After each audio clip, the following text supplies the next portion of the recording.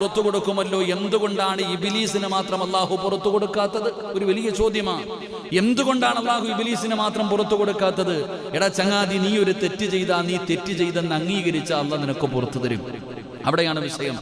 ചില മഹാന്മാരില്ലേ, അവൻ അറിയാം അവൻ ചെയ്യുന്നത് തെറ്റാന്ന്, പക്ഷെ ന്യായീകരിച്ചുകൊണ്ട് നടക്കും.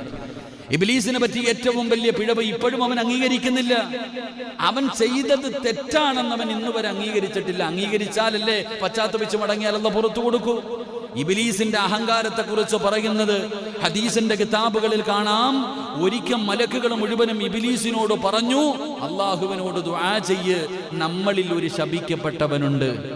ഇബ്ലീസിനെ ശപിക്കുന്നതിന് മുമ്പ് മലക്കുകൾ മുഴുവനും, അള്ളാഹുവിന്റെ മലക്കുകൾ മുഴുവനും ഇബ്ലീസിന്റെ ചാരത്ത് വന്നിട്ട് പറഞ്ഞു, അള്ളാഹു പറയുന്നുണ്ട് നമ്മുടെ കൂട്ടത്തിൽ ശപിക്കപ്പെട്ട ഒരാളുണ്ട്, അത് നമ്മളാകാതിരിക്കാൻ വേണ്ടി ദുആ ചെയ്യാൻ, അത് നമ്മളാകാതിരിക്കാൻ വേണ്ടി ദുആ ചെയ്യാൻ.